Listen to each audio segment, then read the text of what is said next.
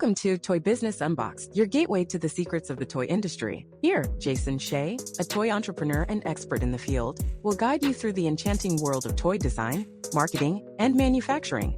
Now let the unboxing begin. To Toy Business Unboxed, the podcast that dives into the hearts of the toys industry. I'm your host today, Jason Hsieh. Today, we're actually doing a very unique term. So instead of me being the host, I will be the guest sharing some of my experience in the toy industry. And joining me today in this special episode is my sister, Annie, who is also the Chief Marketing Officer here at Toy Launch, who will be interviewing me instead of the other way around. And together we'll share some insight into some of my personal background and my career experience in the toy industry. First of all, thank you so much, Annie, for being on the show today. Yeah, I'm so happy to be here. Yeah, so this awkward, you can take it, go ahead and take it away with the question. Yes, I'm going to ask you a lot of questions today in this episode. First of all, Jason, you're usually in the host seat. How do you feel about to be the one answering the question today? I think it's going to get some time to get used to, but so I would be doing more talking than just asking questions today, apparently. Okay, that's great. So let's start with Toy Launch. Can you share a standout moment that truly captured the magic of blending creativity with digital marketing in the toy industry? I think that the standout moment is really working with a lot of different toys brand owner currently with Toy Launch, including our own in-house brand, which is LakiKid, which we'll talk a little bit about today. We also manage a little bit under about 10 different brands. So really is the dynamic of working and understanding and listening to the story behind all the different toys brand that we're currently working with, and also understanding the passion behind the owner when they first created the product. I find it very interesting. And how can we make sure we can showcase the stories, the passions, the reason and the mission behind a lot of the brand that we're working with, the digital marketing side. And I think that's really a very interesting and also a very challenging moment for our teams, and also for part of my role here at Toy Launch. So for those who may or may not know, LakiKid is a passion project for you. So how has your personal experience as an autism dad shaped the mission and the product of LakiKid? Yeah, so I think some of the listeners may or may not know, but my background is really back in 2013. That's when we first heard about our son's diagnosis with autism and ADHD. And back then we were actually living in Japan. But unfortunately in Japan, and actually a lot of the Asian countries the same, there's a huge taboo around disabilities, and mental disability like autism and ADHD in general is a huge taboo topic. So a lot of the family doesn't talk about it. That tend to lead to lack of resources and lack of opportunities. And to give you actual stats, back then in 2013, when we're living in Tokyo, which is one of the largest metropolitan area in the world, but we can only find 2 therapy centers to take our son to for therapy because he was nonverbal back then. And so we have to make the hard decision to figure out what is best for him and for our family. So we decided to move to United States. I think it was back in 2015-ish. And then there's a whole different set of problem that arises once we move to US, is because US, as a lot of us know, insurance is really hard to navigate. And a lot of the therapy that was needed for my son, Keanu, that was really not covered under the insurance. So I need to figure out a way on top of the day job I was in to really provide for the family. So that's where kind of the idea behind LakiKid first come in fruition, is when I want to create a business on the side that can help kids like my son and other kids like him with the product that we're designing and providing to the community. So I think that's definitely a long-term passion of mine, and really trying to provide product and services to help the special need communities, and create product that not only support the sensory needs, but also bring joys and comfort to the children and their families. And I think every product we develop is really inspired by some of the real life experience that we have with our son, and also really aiming to make the daily challenge just a little bit easier for the families like us. So being the founder and the CEO of LakiKid involves social entrepreneurship. You share a specific moment where you feel the impact of LakiKid on families in the autism community? I think when back then we have, I think 2 years ago, that's before COVID, we used to have parent communities of about 3,000 to 4,000 parents in our parent support group. That is where we interact with a lot, I would say a lot more often with our communities. This year, we are trying to see if there's any other thing we can do again for the communities. But I think that's one of the pivotal moments when we used to have that parent support group and seeing all the parents and seeing most of them is actually moms that share with us on the struggle they're having on the day-to-days, and also sharing their struggle with their kids, with their families. I think that will be the moment I feel like we have a lot of the impact with the family that we're working with, not only just providing the product to them, but also providing resources, providing support, providing advice as a fellow member of the communities, because we are also parents with kids with special needs. And having that kind of community involvement, I feel like it's a really special moment. Unfortunately, we need to pause that parent support group a couple of years ago because of COVID, and that we run into a few financial situations with the company. So we are not able to continue running the parent support group. I would say that's one thing I'm still thinking about, maybe starting again in the future once we are in a better shape financially.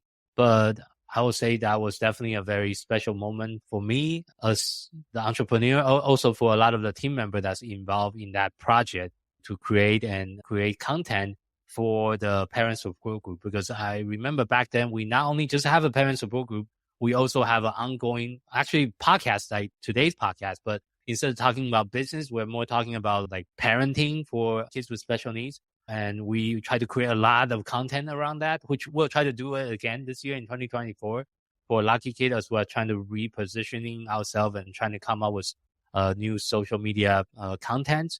That's definitely something I want to provide and create more of that can be beneficial for the special needs family that the LakiKids and we as a brand really serve. So. Yeah, I do remember those times. And that's shift gear a little bit. So as the chief toy officer of Toy Launch, you've been deeply involved in the Omni-Channel marketing. Can you highlight a strategy that significantly impacted brand success? It depends on the type of brand and where the brand currently stand, because we work with brand that's like brand new startup. They don't really have a lot of presence yet, and all the way to brand that already have a full product line and they already have some kind of retail presence, but they just need some help with the digital marketing or the online side.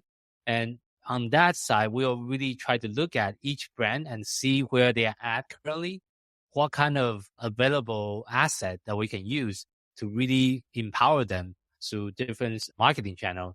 And one of the main focus we're currently working on with a lot of the brand is really on optimizing the Amazon channel.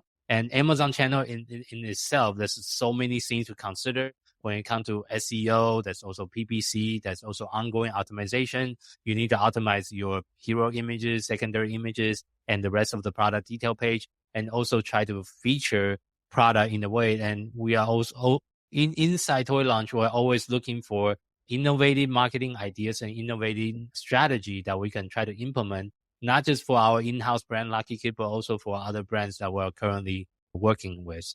And I think the main strategy is really trying to figure out where the brand is currently at and what are the lowest hanging fruit that we can implement that will have the biggest impact for the brand. It could be if they already have an email list, so then maybe doing an email marketing campaign will be very beneficial by driving some external traffic into Amazon's platform. But if they don't have an email list, if they don't have all that present yet, then maybe the best place to start is to create that foundations to make sure all their social media presence and the presence on the Amazon channel or whichever other channel they are on is consistent across the board.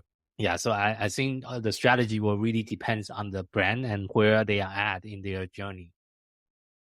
So we talk about sales, we talk about marketing, but a big question we have, just like ourselves, LakiKid and entrepreneur, is the financial side of stuff. In your extensive financial background, how have your financial skill played a role in understanding the business dynamics of the toy industry?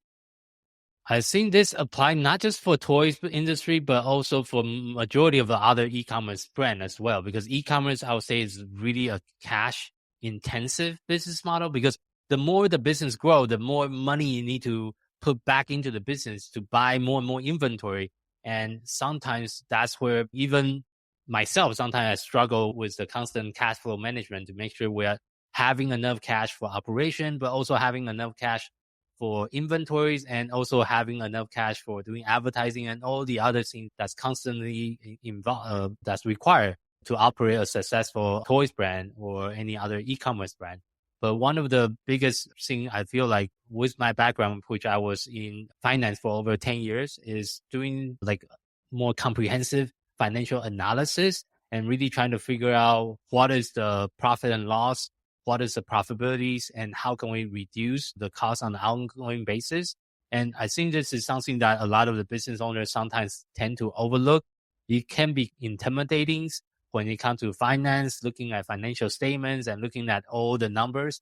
And I know a lot of business owners that is friend of mine that can be overwhelming. But I think that it is critical to have at least a basic understanding of your income statement, your cash flow statements, and also your balance sheet to see where your business is currently at on the monthly. Or you need to have a reason. The minimum, it should be monthly.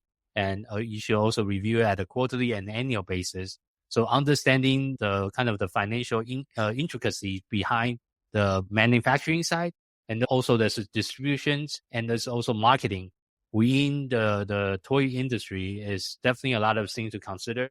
But I think by having the right picture and reviewing those financial data on an ongoing basis will really enable the business owner to have to make this the right decision to make sure the business operation is first cost efficient and ensure the product could be launched successfully by having and planning all the cash flow ahead of time. Because as we all know, it does take a lot of cash to launch one product, especially for business like us. We're bootstrapped. We don't have VC-backed investor that's just with millions of dollars infusing into the business. Especially for a bootstrap company like us, sometimes that's where the balance needs to be. It's like, okay, I want to launch, let's say 3, 4, 5 products this year, but how much cash do I need to be in the company cash reserve in order to launch all this upcoming product? It's definitely a very sometimes very difficult decision to make, but also a very important one to make in order for the business to grow.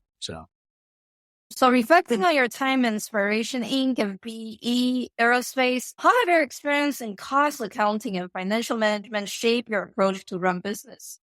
I think my background in cost accounting and financial management is just really to help me to understand like the importance of financial planning and financial analysis, especially when it comes to managing an e-commerce business, because there's so many money flowing in and out sometimes.